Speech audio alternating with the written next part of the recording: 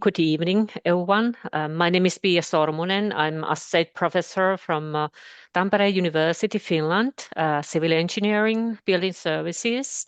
And I'm also vice president of CIP. And I welcome you to this workshop of seventh CIP President's Seminar Series. And today we have Zhengwei Li with talking about corrosion, climate, and material performance in New Zealand. Dr. Zhengwei Li has a background in material science and engineering. His role at BRANZ, he focused on understanding the corrosion, performance, and durability of materials in New Zealand's diverse and challenging built environments, particularly as the climate change. His work combines real-world exposure studies with emerging technologies such as machine learning and big data analysis. His work has performed material specification and supported building code durability compliance, helping improve the resilience of New Zealand built environment.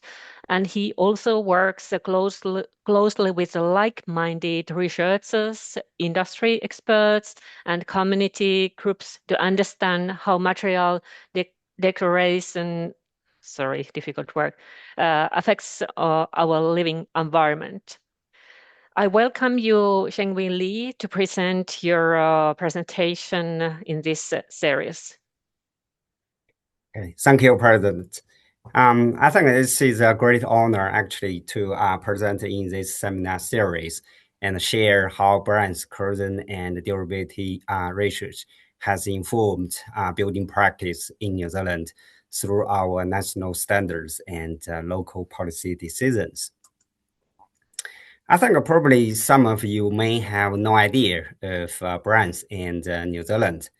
So New Zealand is an island country in the South Pacific Ocean. It is about 1,600 kilometers southeast of Australia. It is a small country, but its land area is still comparable to that of the United Kingdom. So it's not that small. BRANZ is located at Judgeford, Peru City. It is about 40-minute drive from northeast from the Wellington International Airport. BRANZ was officially established in 1970. We are an independent organization for New Zealand's building and construction sector. We deliver applied research, testing assurance, and expertise to support better buildings for New Zealand, now with nearly 60 years of experience. Also, for this purpose, our current key focus areas for the next decade include affordability, quality, resilience, and sustainability. As just mentioned, New Zealand is a small island country, but it is still a very unique place to build. First of all, we use a performance-based building code. Its B2 durability section requires any functional building component to meet its minimum durability requirements, being 5, 15, and 50 years.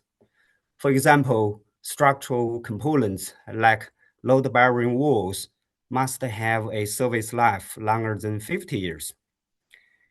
On the other hand, New Zealand does have many challenging climate and environmental challenges for this performance-based building practice. For example, all of New Zealand is prone to earthquake. Partly due to this, timber framing is the most widely used construction system for our residential buildings. The country also has remarkably high UV radiation levels that could be 40% higher than similar latitudes in the North Hemisphere. With a 15,000 kilometer long coastline, and very strong prevailing westerly winds, sea salt particles can travel far inland, creating corrosive conditions in very large coastal areas. But the thing is, New Zealand people do love to build and live very close to the salty water. Actually, more than 65% of New Zealand population live within 5 kilometers of the coastline. In other parts of the country, the local environment could be affected by, for example, industrial emissions or other natural sources, for example, geothermal and volcanic activities. As a result, it is not uncommon to see corroding components on our buildings, for example, claddings, fasteners, and other metallic building components. This may lead to many high corrosion and durability risks for building performance in terms of structural stability, integrity, and weather tightness. So to help reduce these corrosion and durability risks, there is a general guideline for material specification in our building code. Basically, it's E2 external moisture section, and also some relevant national standards, for example, 3604 and 344. The first and most critical step of this guidance is to identify where the building will be and what the corrosion zone is. For example, zone B, C, or D. The second step is to identify where the component will be located on the building. For example, closed, exposed, or sheltered. In addition, microclimates, such as emissions from agricultural, geothermal, or industrial activities, must be considered as well.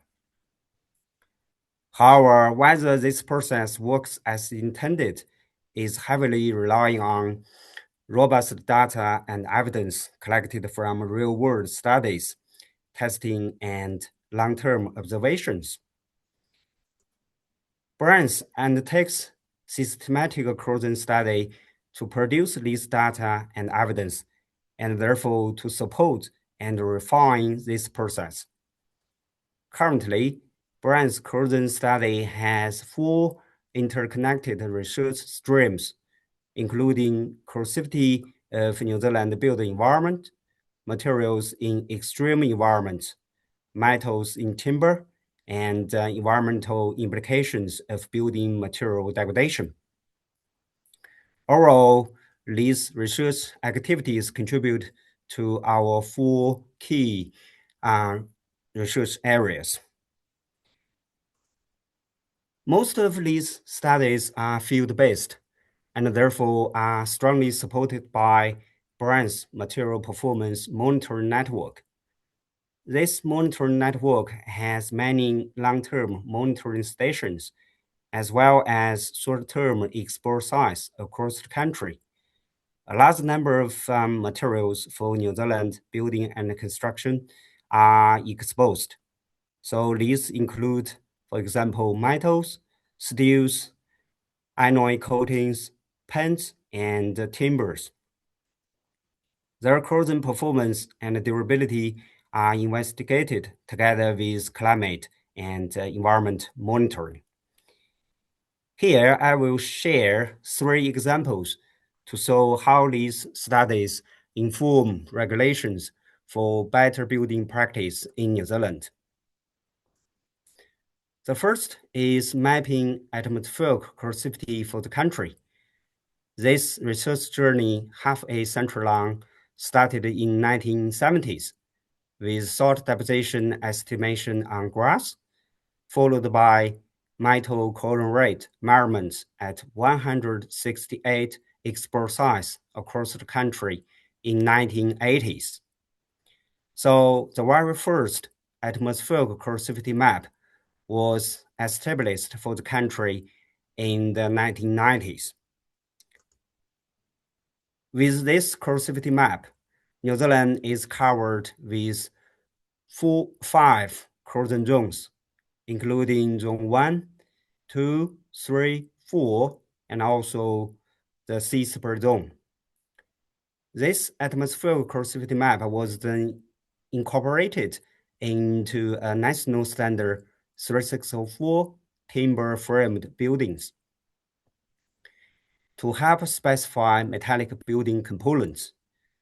This standard is the most important national standard for the design and construction of about 93% of light timber-framed buildings and structures in New Zealand.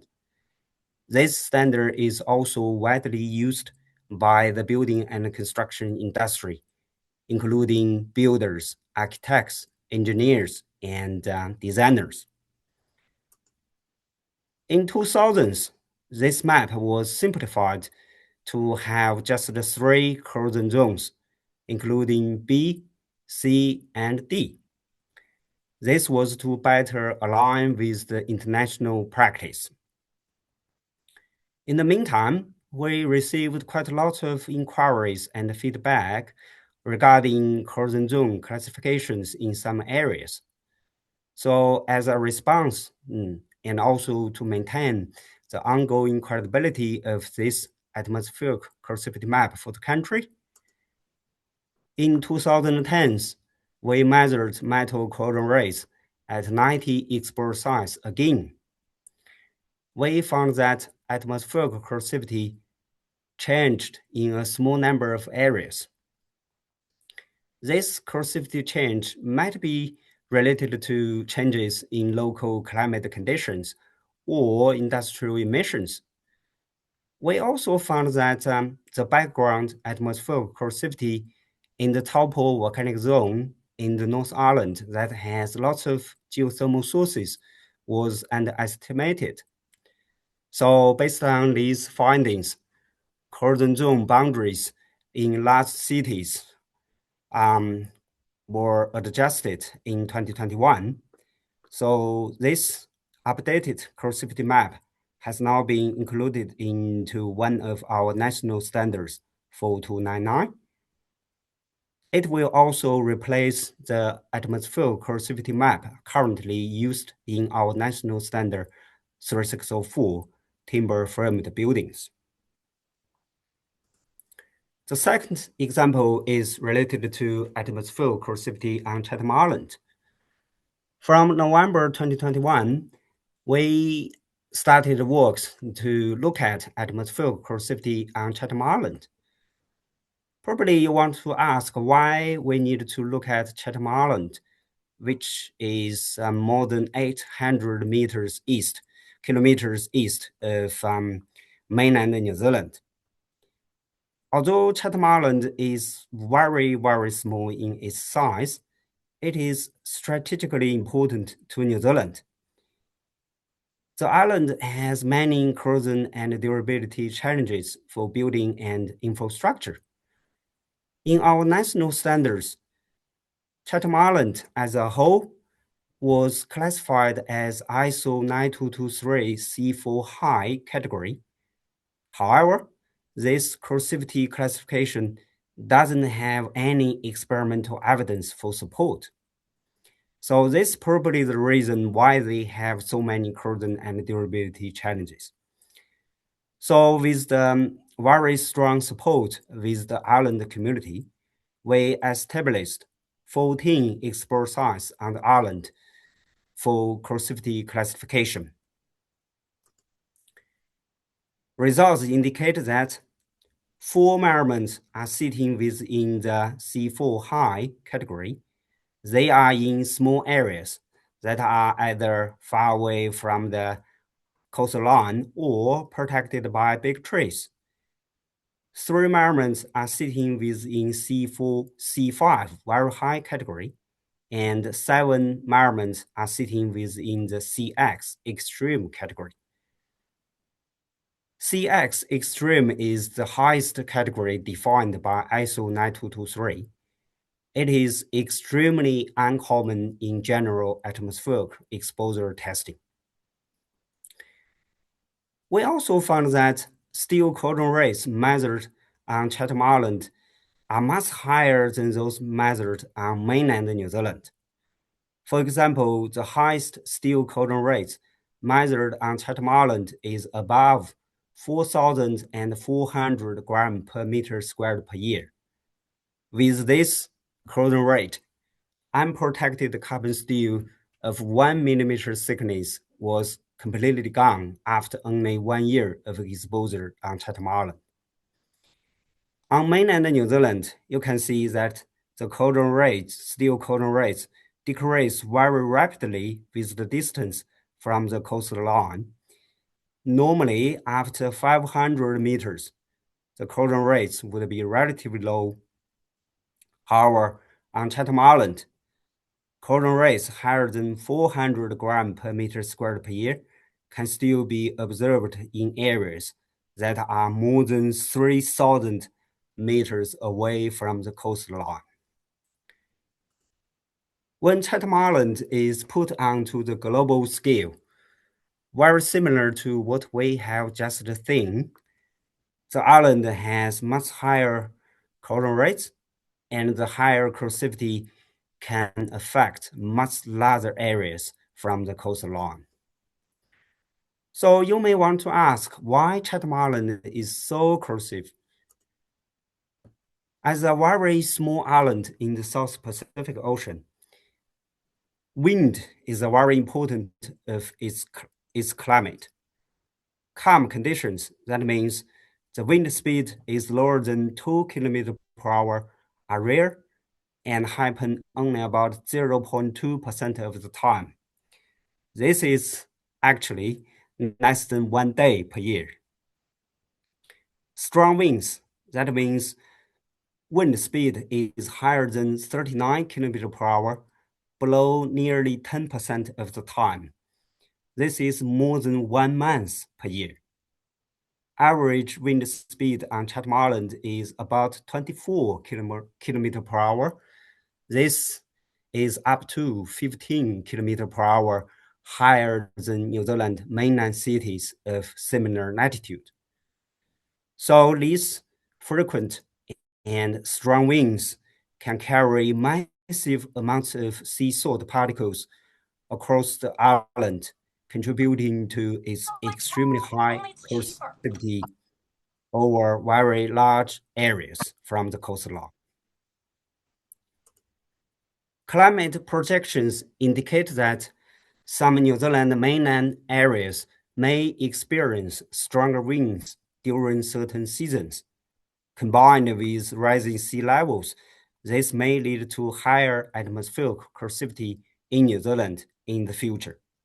So to help reduce material degradation risks due to climate change, studies like this on Chatham Island may help inform mitigation planning and, more importantly, support ways to maintain the reliability of our national atmospheric corrosivity map over time.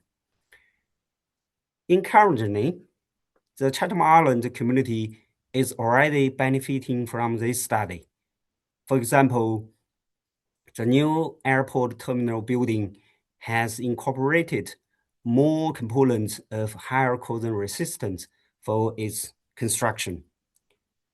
Also informed by this study, one of our national standards, 344.3, is changing its corrosivity category for the island to better protect steel-based components and structures for building and infrastructure. We believe this study may also have some implications for other countries, for example, those small island countries in the ocean. Some of those countries are facing serious corrosion and durability challenges. Climate change just makes the situation even worse, according to IPCC assessment. New Zealand also has many geothermal systems in North and South Island. Particularly, there are many high-temperature geothermal systems in the Taupo volcanic zone in the North Island. These high-temperature geothermal systems can release huge amount of high concentrations of sulfur dioxide and hydrogen sulfide. These sulfur-containing gases are highly corrosive and can lead to many corrosion and durability risks for building and infrastructure.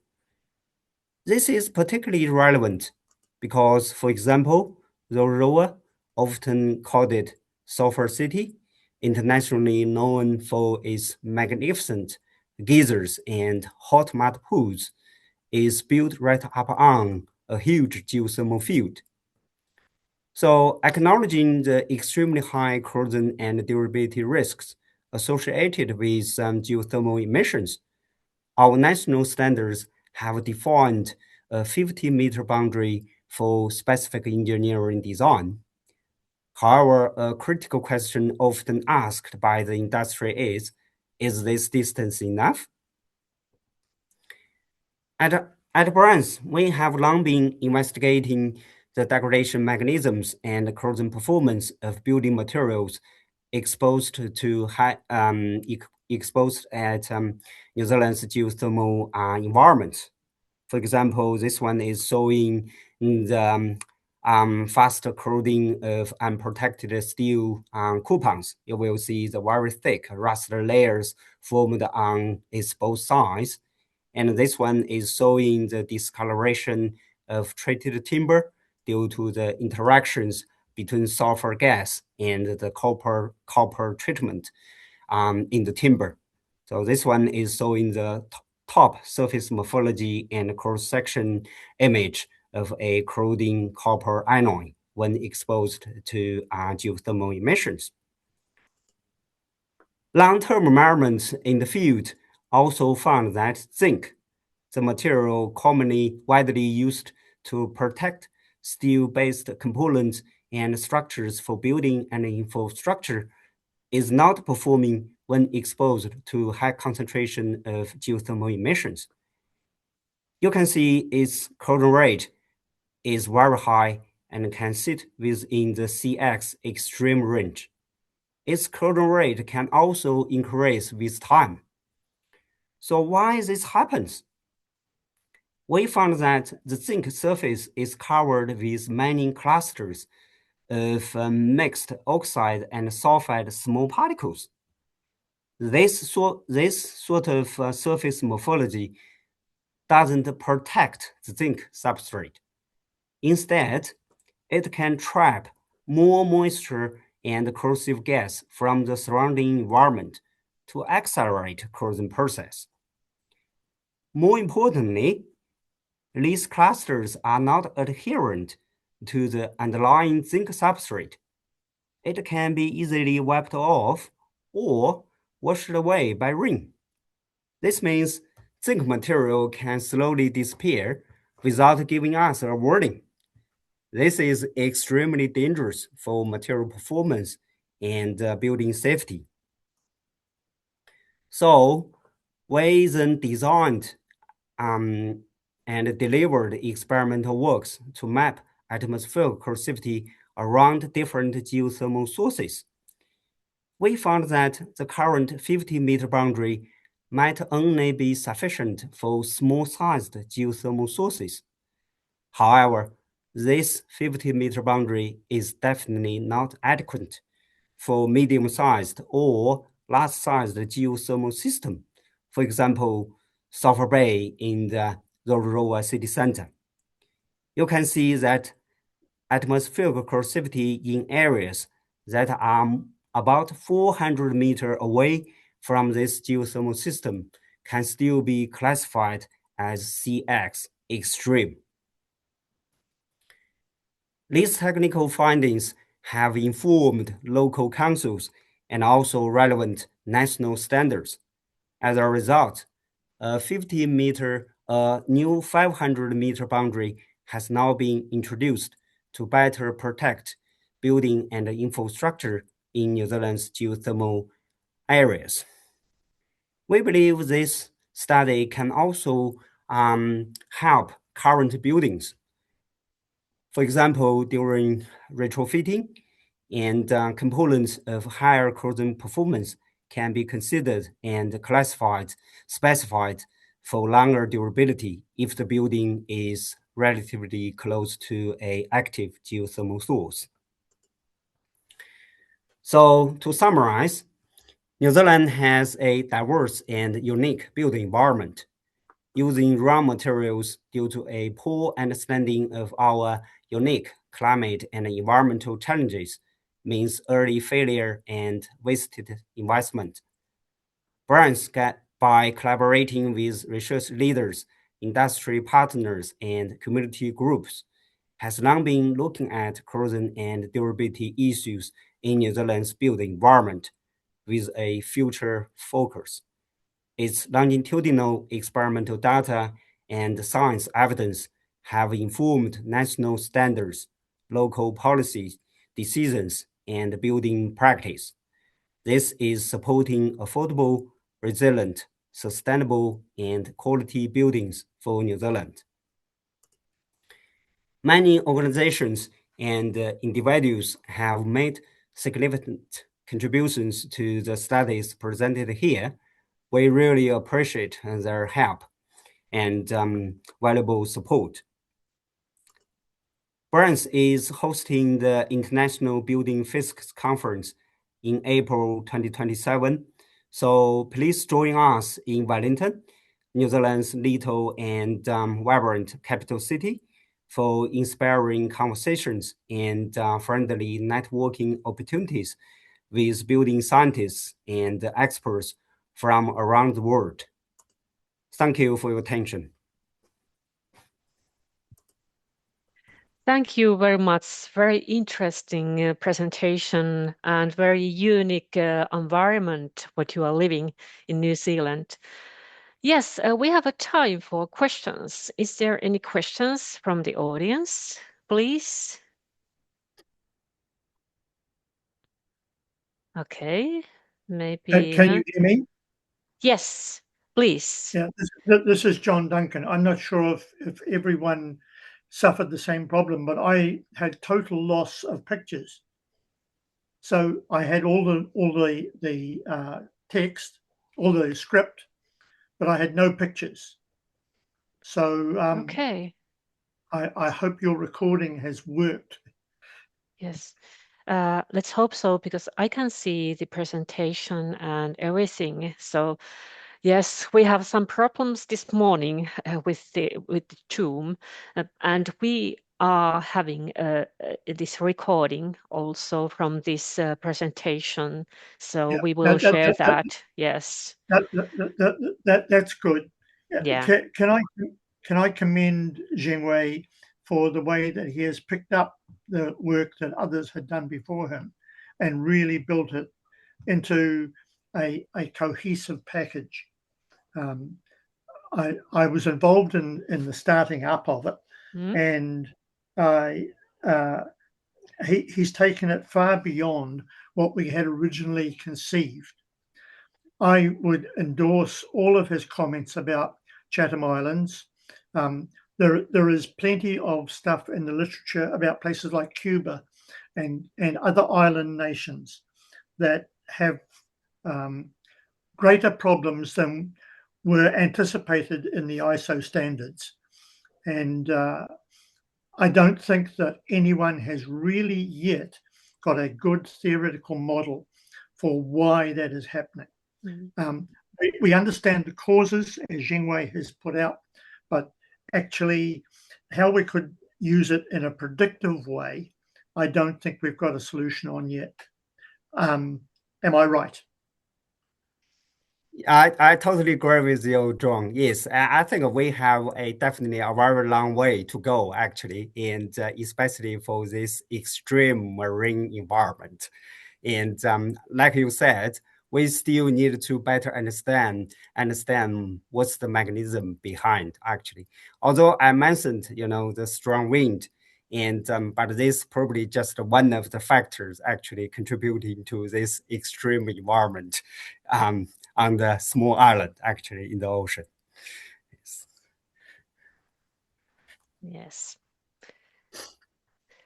Okay, and you are continuing doing research in this area, I suppose so.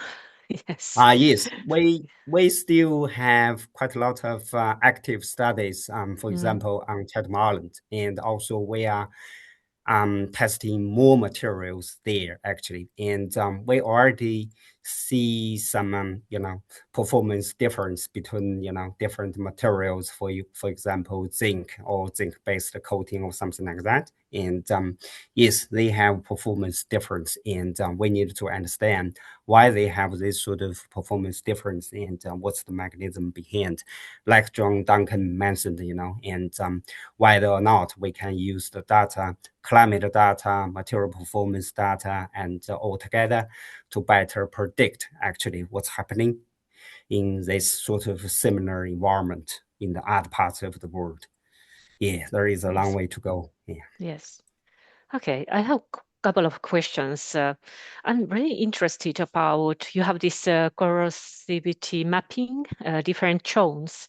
And if you have a construction project going on in, for example, Zone C, how the designers and constructors will choose the materials what they use.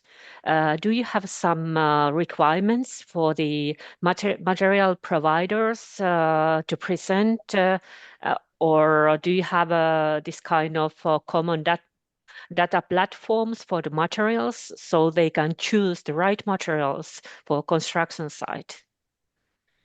Yes, in New Zealand, we do have this sort of material specification Mm. schemes for durability compliance with New Zealand Building Code.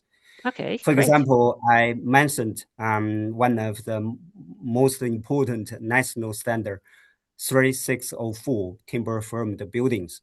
Yeah. This standard has a section dealing with material durability.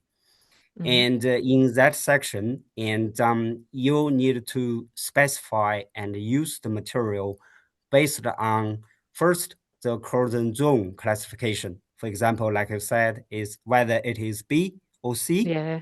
Yeah. And the second is to identify where the component is located on the building envelope.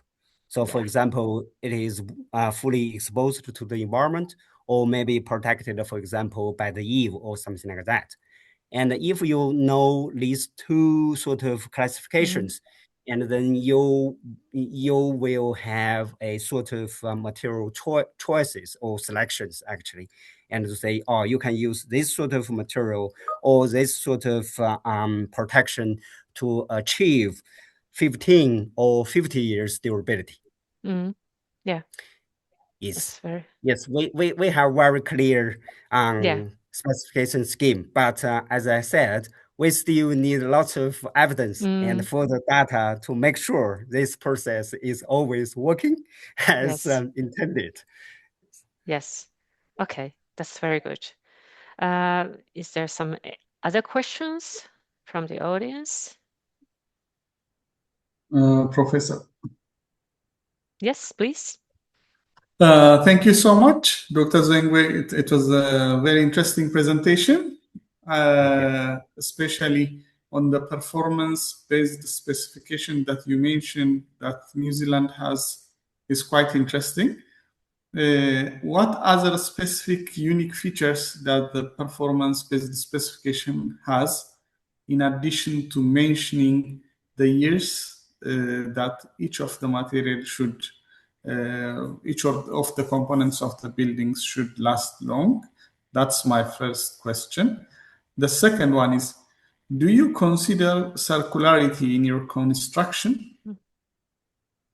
Yes. Thank you. Yes. Yes, I think as I mentioned actually in the beginning of my presentation, actually, for example, the sustainability sort of stuff is a very important part of BRANZ current research actually. Is we do spend quite a lot of time, efforts, sort of stuff actually to support these sorts of things. And we also believe actually material durability is a very important part of sustainability actually. Okay. Good. Is there some other questions?